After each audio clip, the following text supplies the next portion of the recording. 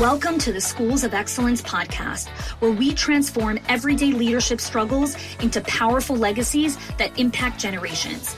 I'm your host, Chanie, a 20-year veteran of school leadership who has helped hundreds of school leaders achieve what many thought was impossible through our signature programs, School Leadership HQ and Enrollment Engine. With our battle-tested frameworks and blueprints, leaders have achieved 90% parent retention, 50% less staff turnover, 15% improved profit margins, and increased enrollment by 25%. My mission is simple: to revolutionize school leadership by elevating the skills, the habits, and mindset of passionate leaders ready to create lasting change. Join me as we build your legacy of excellence, one transformative conversation at a time.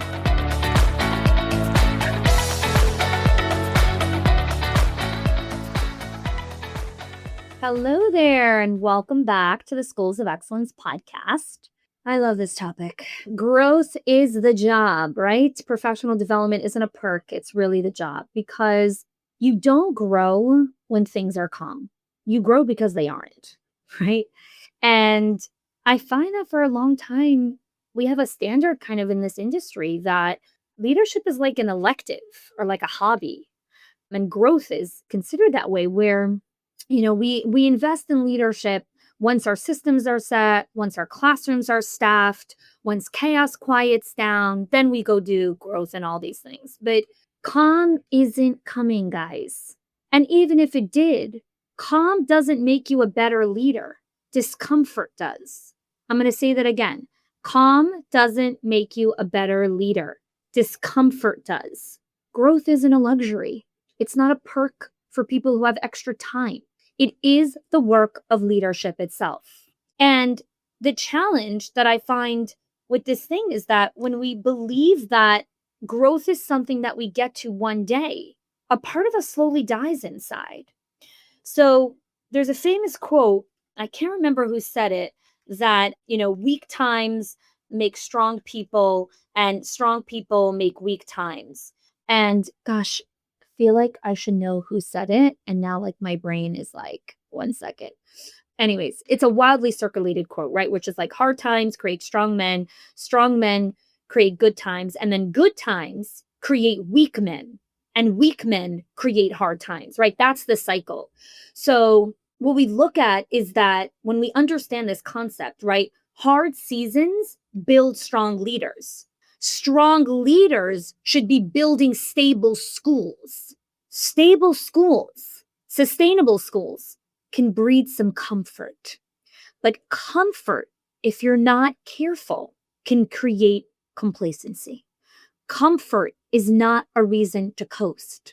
Comfort is your invitation for your next evolution of growth. And that is really important to sit with. It's really important to understand that every fire that you put out, every chaos, reveals the place that your school has opportunity. Every pattern that you keep repeating again and again and again is a mirror for what still needs developing, right? Every time you find yourself in the same argument with the same teacher, with the same person, it's a mirror. We haven't grown out of this yet. We're still fighting about this. And until you see professional development as your job, not a reward or a perk, you're going to keep spiraling. So we had one of our clients, I'll call him Robert, and he saw this really play out with his team of directors. He had a team of maybe 10, 15 directors. And they used to treat professional development as a bonus of when we do everything else, then we'll get to this, right? Growth is something that we do after all the work is done. And I was like, no, growth is the work. It is your job. And what happened is when I said this to him, he started measuring performance, not by tasks being completed, but by capacity being gained. His directors were expected to reflect and bring new ideas to the table. So then what happened was that when growth became part of the job description, the entire culture in the organization shifted to, instead of saying we're surviving, we're getting through the day, it was we're developing, we're becoming better people, we're becoming better leaders. If you and your team see growth as optional or as a perk, you have built a culture of maintenance, not mastery. At best, you've built a culture of maintenance. It's really a culture of complacency. Now, we find ourselves in this place not because we're not good people or good leaders at all. It's a trap of conditional growth. And the conditional growth trap is once things settle down, then I focus on my development. But settled never comes because when enrollment becomes stable, you still have to hire people. When your team is strong, someone's still going to leave. When you finally get out of the classroom, some other fire will come in to fill that place. The work doesn't stop, my loves. And that's the point. Leadership isn't the prize that you get after growth. Leadership requires growth every single day, every single moment. If you only grow when you have time, then you're always leading from behind. Growth and leadership doesn't wait for calm waters. Growth is how I lead during the storm and during the chaos. Hey, school owners, I see you. You've built a team, you've trusted others with the work, and somehow it still feels like everything lands on your shoulders. And that weight is exhausting. What if you could stop carrying it all alone? What if you can finally see exactly where your leadership is getting stuck and what to do next? That's where the strategic leadership scorecard was made for.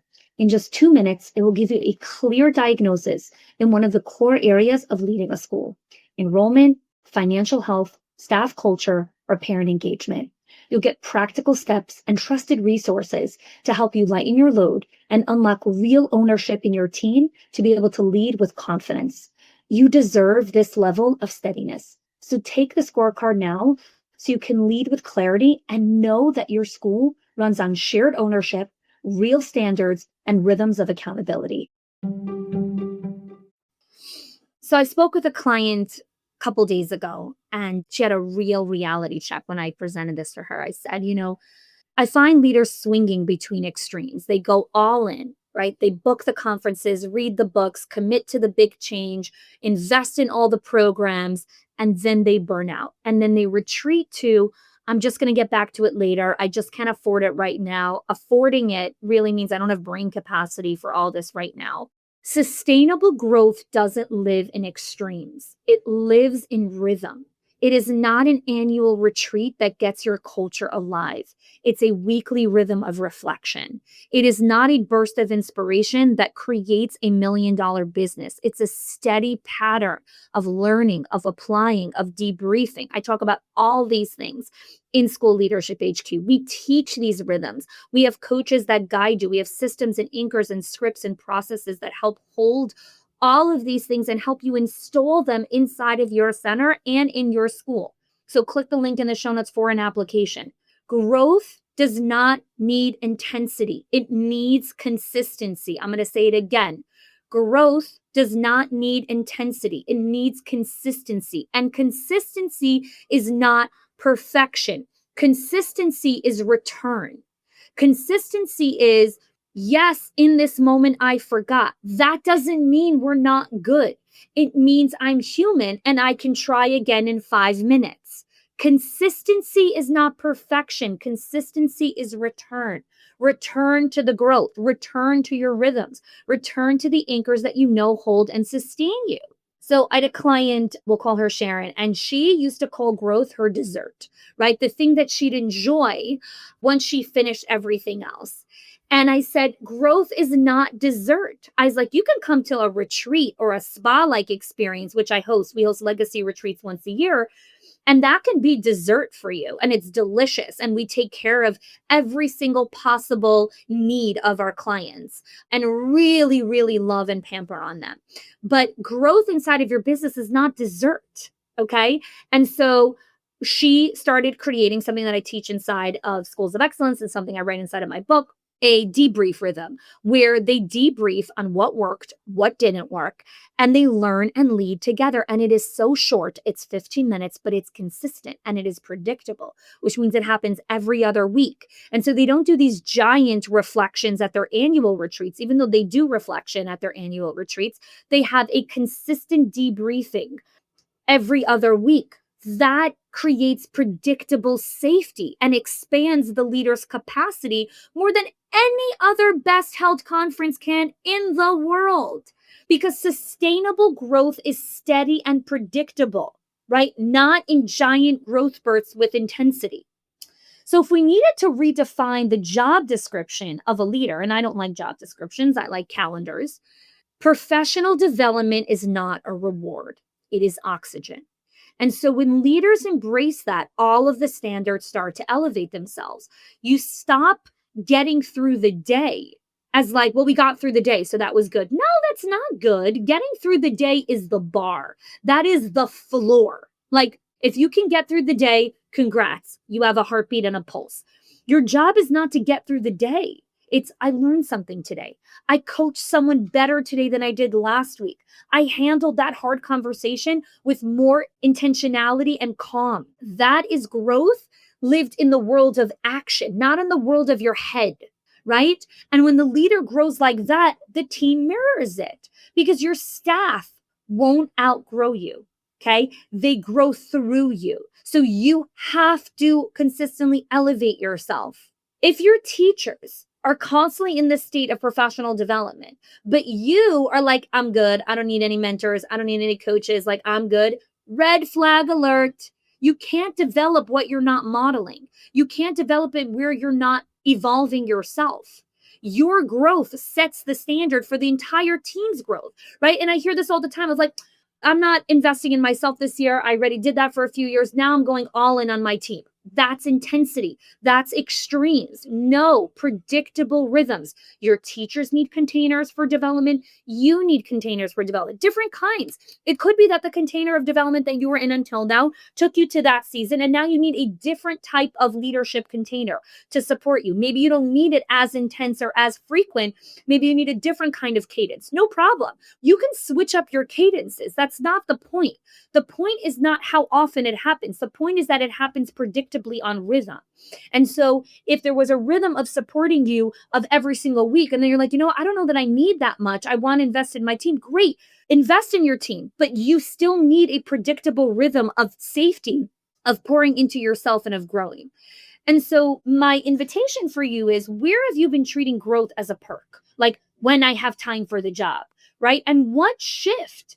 If you made your own development part of your daily job description, which means you had rhythms of growth and development, gosh, like, what would that look like? Fires do not all go out. Systems alone will never be done. There will always be a system that will break or crack. The calendar never magically opens up or creates capacity, okay? Growth isn't what you do once work is over. Growth is what makes you stronger and stronger enough to do the work, right? Famous quote that I always say, and if you've listened to the podcast many times and you know this, Joan Rivers has a great quote. It never gets easier. You get wiser, stronger, and better. Leading in your center does not get easier and it does not get calmer. You get stronger. You get wiser. You get better. So it feels calmer. So it feels like more relief. So it feels like peace, which is beautiful. But that doesn't come because of a magical day that arrived. It comes because you are better, stronger, and wiser and more experienced. That's what happens. So if you want to install these rhythms and systems inside of your school, click the link in the show notes. I invite you to fill out an application. I'd love to have a right fit call with you and see if you're a good fit for either our Leadership HQ or our consult. We'd love to have the opportunity to support you. Thanks so much for joining me. If you are loving the Schools of Excellence podcast and have gotten any value out of it for your school, I would love if you can do two things for me. One, subscribe to the show so you never miss an episode. And two, can you please leave us a review? Reviews help other school leaders know that this is the place to learn how to build a school of excellence. And I would be so grateful if you can do that for us. Your help and support makes this show to be able to be listened by the thousands of other school leaders all around the world. Thanks so much for listening, for giving us your time and attention each and every week, and I appreciate that you have joined us.